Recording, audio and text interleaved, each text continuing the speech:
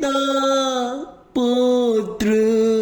पवित्र आत्मा के नाम पे आमीन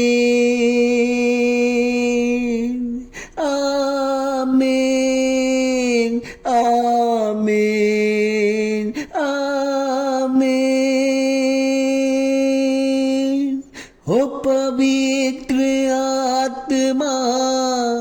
आजा आजा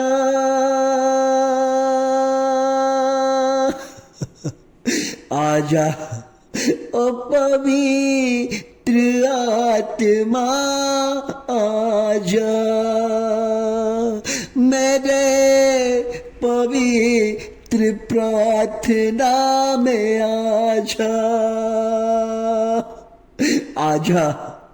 ओ मेरे पवित्र आत्मा ओ मेरे पवित्र आत्मा आजा आजा आजा मेरे आत्मा आजा आज हमारे सुबह के प्रार्थना में आजा आजा हमें पवित्र आत्मा से घेर ले। ओ मेरे यीशु का आत्मा ओ चमत्कार करने वाला आत्मा अंधे को आंख देने वाला आत्मा लंगड़े को चंगा करने वाले आत्मा आजा आजा ओ पवित्र आत्मा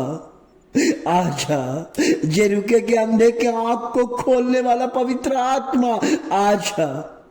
आजा ओ पवित्र आत्मा आजा आज हमारे प्रार्थना में आजा आजा आजा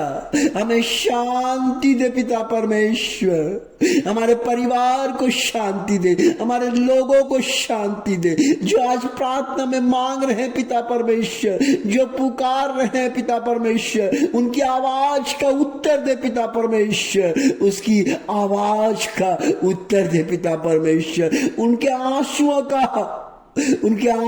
का उत्तर दे पिता परमेश्वर उनके आंसुओं को अपने हाथों से पोंछ ले पिता परमेश्वर उनके कष्टों को उनके जीवन से निकाल दे पिता परमेश्वर उनके जीवन पर में अकेलापन पिता परमेश्वर उनके अकेलापन को उनके शरीर से निकाल दे पिता परमेश्वर उनके तन में उनके मन में उनके शरीर में परमेश्वर का आत्मा वास करे पिता परमेश्वर आज कई लोग हैं परमेश्वर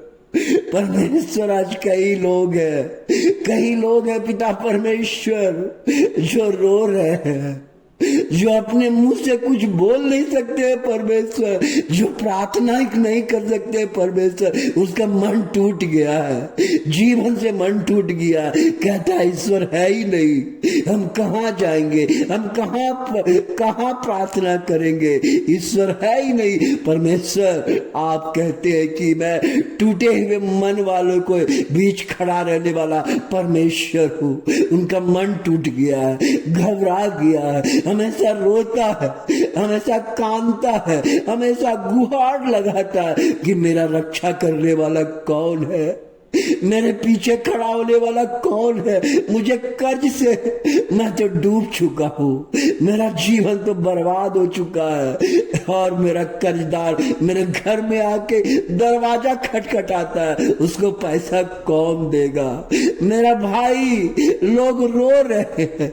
और कहते हैं कि मेरा धंधा मेरा बिजनेस नुकसान में चल रहा है मैं सामान लेके आता हूँ लेकिन प्रॉफिट नहीं पाता प्रभु कहता है कि तुम्हारा बिजनेस अब आशीष का बिजनेस होगा प्रभु कई लोग नौकरी के लिए भटक रहे हैं परमेश्वर बायोडाटा लेके जाता है दफ्तर में कहता है काम नहीं है परमेश्वर ऐसे लोग को कौन नौकरी दिलाएगा प्रभु अगर नौकरी नहीं करेगा तो परिवार कैसे चलेगा परमेश्वर उनके घर में छोटे छोटे बच्चे हैं बाल बच्चे हैं परमेश्वर लोग काम पे जाता है परमेश्वर उसका तनाव रहता है काम में पिता परमेश्वर अधिकारी उसको डांटता है पिता परमेश्वर ऐसे लोगों को प्रभु आशीष दे प्रभु कितने लोग परमेश्वर बहुत कमाते हैं घर में धन दौलत लाता है लेकिन बरकत नहीं होता है परमेश्वर,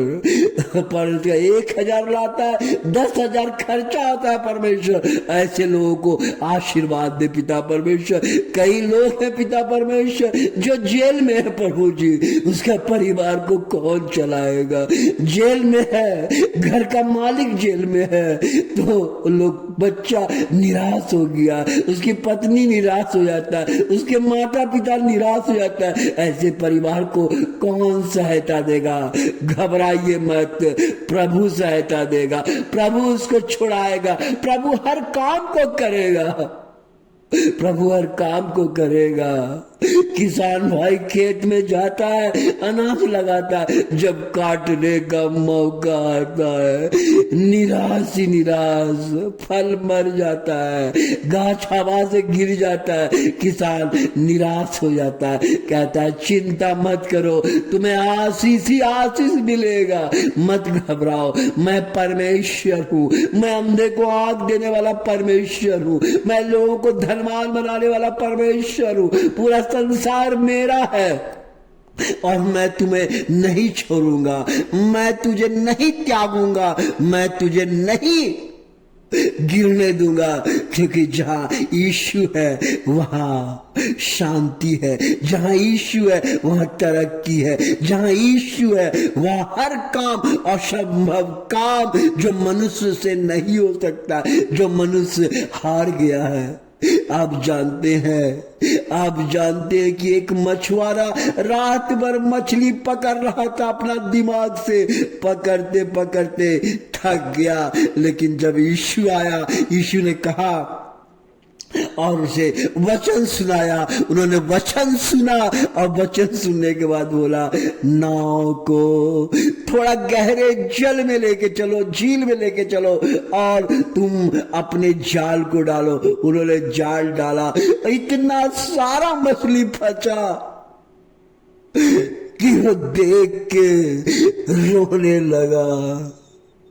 बोला अब हम नहीं करेंगे, अपना दिमाग नहीं लगाएंगे, अब हम ईश्वर से मांगेंगे। अगर आपके मन में शंका है, अपने शंका को निकाल दीजिए, कहिए प्रभु मैं आपके बोले बिना एक भी काम नहीं करूंगा, आपका प्रार्थना सुने बिना एक भी नहीं काम करूंगा। मैं आपसे नम्र निवेदन करता हूं, इस चैनल को सब्सक्राइब कीजिए, लाइक कीजिए और कमेंट्स लिखिए, ताकि परमेश्वर का आशीष आपके ऊपर बरसे। प्रभु जो इस चैनल को लाइक किया है, जो सब्सक्राइब किया, उनके परिवार में परमेश्वर आशीष ही आशीष आए प्रभु, क्योंकि मेरे लिए नहीं परमेश्वर आपके लिए लाइक किया है, आपको पसंद किया प्रभु, आपसे वो जीवन अच्छा पाना चाहता है प्रभु। ऐसे परिवार को आशीर्वाद दीजिए पिता परमेश्वर, ऐसे परिवार को आशीर्वाद दीजिए पिता परमेश्वर, आशीर्वाद दीजिए। जानते हैं संत लूका अध्याय 18:9-14 में प्रभु यीशु मसीह एक दृष्टांत सुनाते हैं कि कुछ लोग बड़े आत्मविश्वास के साथ अपने को धर्मी मानते हैं और दूसरे को तुच्छ समझते हैं। ईशा ने ऐसे लोगों के लिए एक दृष्टांत सुनाया। एक फारसी व्यक्ति था और एक नाकेदार, जिसको बोलते हैं टैक्स कलेक्टर, और फारसी गया प्रार्थना करने के लिए, और जब प्रार्थना करने के लिए गया तो जानते हैं अपने आप को बोलता था कि मैं धर्मी हूँ। वो प्रार्थना करने गया और बोला प्रभु जी मैं तो कभी पाप नहीं करता हूँ, मैं तो हमेशा सप्ताह में 2 बार उपवास करता हूँ, मैं तो दूसरे को उस नाकेदार के तरह, उस ठगी की तरह किसी को ठगता नहीं हूँ, मैं सब काम आपसे करता हूँ। वैसा करके प्रार्थना कर रहा है अपने, और मैं व्यभिचार नहीं करता हूँ, मैं दूसरों को धोखा नहीं देता हूँ, बहुत तरह के बात लेके उन्होंने प्रार्थना किया। और दूसरा नाकेदार जो टैक्स कलेक्टर है, जो टैक्स लेता है, उन्होंने भी प्रार्थना किया। उन्होंने देखिए कैसे प्रार्थना किया, गया और परमेश्वर के दूर से ही खड़ा होकर बोला प्रभु हम पापी हैं, हमको क्षमा कर दीजिए, हमको क्षमा कर दीजिए, हम डेली आंख से मन से तन से पाप करते। वो हृदय पीटने लगा, रोने लगा और घुटने टेक के प्रार्थना किया प्रभु मुझे माफ कर दीजिएगा। फिर प्रभु ने बोला, जानते हैं इसमें किसका प्रार्थना अच्छा था? बोला, वो व्यक्ति जो पाप का क्षमा मांगा, उसका प्रार्थना काफी सुना गया और उनका पाप को क्षमा मिला और वो वहां से चला गया।